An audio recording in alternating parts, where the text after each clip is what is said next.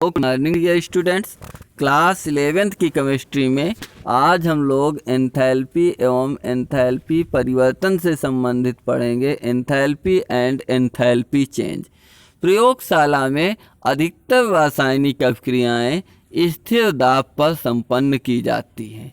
जब हमारी प्रयोगशाला में रासायनिक अभिक्रियाएं संपन्न होती हैं तो ज़्यादातर अभिक्रियाओं के लिए दाब स्थिर किया जाता है, तो प्रायः तंत्र के आयतन में वृद्धि होती है। जब दाब को स्थिर कर दिया जाता है तो उस तंत्र या निकाय के आयतन में वृद्धि हो जाती है। स्थिर दाब पर संपन्न होने वाले प्रक्रमों में निहित ऊष्मा परिवर्तनों का अध्ययन करने के लिए एक नए ऊष्मागतिक फलन की कल्पना की गई, जिसे एंथैल्पी कहा जाता है। एंथैल्पी को एच से निरूपित किया जाता है। किन्हीं निर्दिष्ट दशाओं में एक तंत्र की आंतरिक ऊर्जा तथा दाब आयतन ऊर्जा के कुल योग को तंत्र की एंथैल्पी कहा जाता है। एंथैल्पी H = U + PV, ये इक्वेशन फर्स्ट हुआ, जहां U तंत्र की आंतरिक ऊर्जा, P दाब तथा V आयतन को निरूपित करता है। एंथैल्पी एक अवस्था फलन है। एंथैल्पी एक अवस्था फलन है, अतएव एंथैल्पी में परिवर्तन डेल्टा H का मान तंत्र की प्रारंभिक एवं अंतिम अवस्थाओं पर ही निर्भर करता है। इस प्रकार डेल्टा H = H अंतिम अवस्था माइनस H प्रारंभिक अवस्था, ये इक्वेशन सेकंड हो जाएगा। स्थिर ताप तथा स्थिर दाब पर संपन्न होने वाली एक रासायनिक अभिक्रिया में निहित एंथैल्पी परिवर्तन उत्पादों तथा अभिकारकों की एंथैल्पी के अंतर के बराबर माना जाता है, अर्थात डेल्टा H = H उत्पाद माइनस H अभिकारक। उत्पाद की एंथैल्पी माइनस अभिकारक की एंथैल्पी, या यहाँ समीकरण 3 में delta H = HP minus HR हो जाएगा। अब हम लोग आगे की ओर चलते हैं। एंथैल्पी डेल्टा H की परिभाषा के आधार पर समीकरण 1 से एंथैल्पी में परिवर्तन डेल्टा H के निम्नवत ज्ञात किया जा सकता है। Delta H = delta U + delta PU, या delta H = delta U + P delta V + V delta P, ये समीकरण 4 बन गया। यदि परिवर्तन स्थिर दाब पर हो रहा हो, माने डेल्टा P = 0, तो delta H = delta U + P delta V, ये समीकरण 5 हुआ। ऊष्मागतिकी के प्रथम नियम के अनुसार डेल्टा U = Q + W, यदि किया गया कार्य W बराबर माइनस P डेल्टा V हो तो delta H = Q - P delta V। माना इस मान को समीकरण 5 में रखने पर डेल्टा H का यह जो मान प्राप्त हुआ, इसे समीकरण 5 में रखने पर क्या होता है? Delta H = Q - P delta V, Q - P delta V plus P delta V = Q - P delta V plus P delta V को कैंसिल कर दिया, तो ये Q के इक्वल हो गया, माने डेल्टा H = Q, या डेल्टा H = QP, जहाँ QP स्थिर दाब पर संपन्न ऊष्मा परिवर्तन को निरूपित करता है।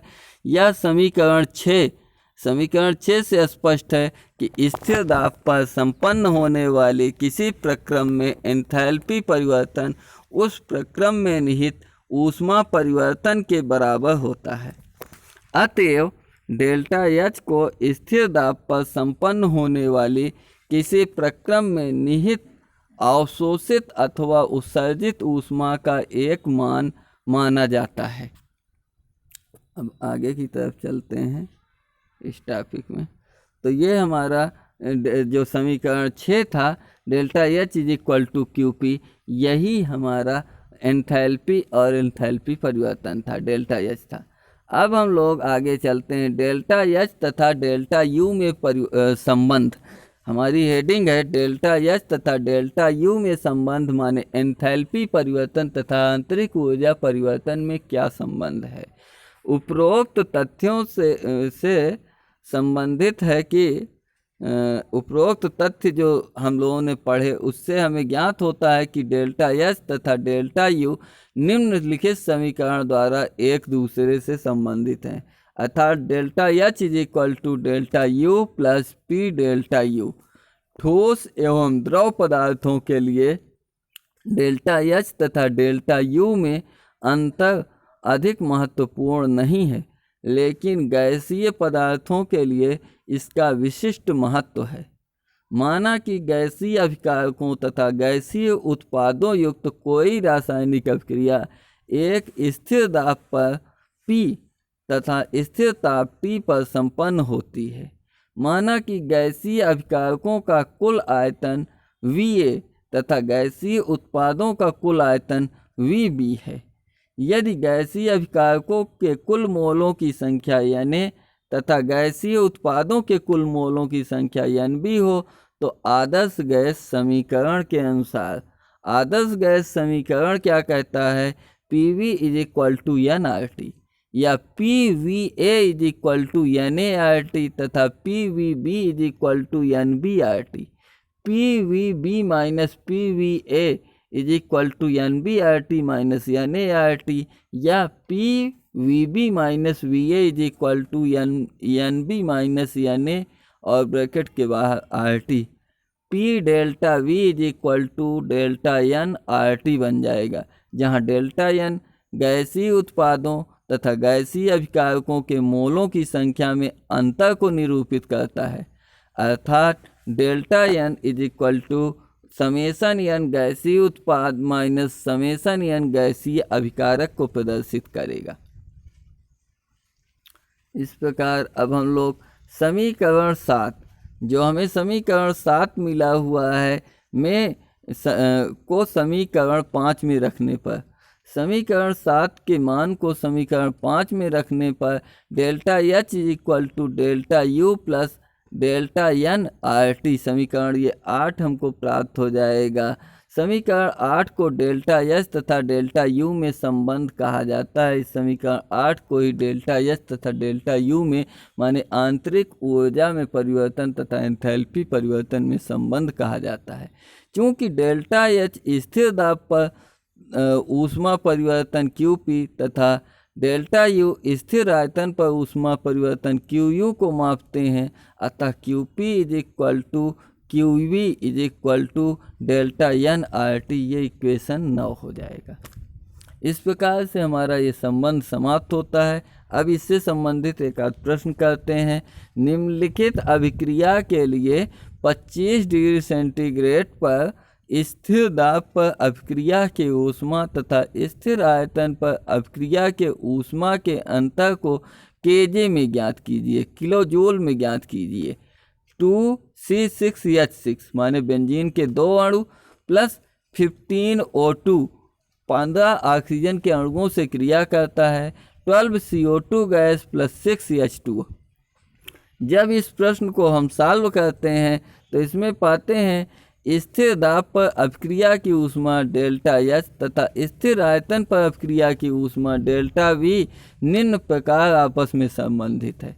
इनमें दोनों में संबंध यानी डेल्टा एच एंथैल्पी परिवर्तन, डेल्टा यू आंतरिक ऊर्जा परिवर्तन में संबंध, delta H is equal to delta U plus delta N RT।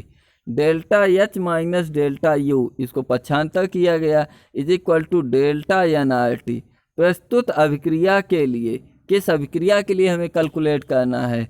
2C6H6 plus 12 O2 arrow 12 CO2 plus 6 H2O। यहाँ पर delta N is equal to summation N गैसीय उत्पाद माइनस समेसन एन गैसीय अभिकारक।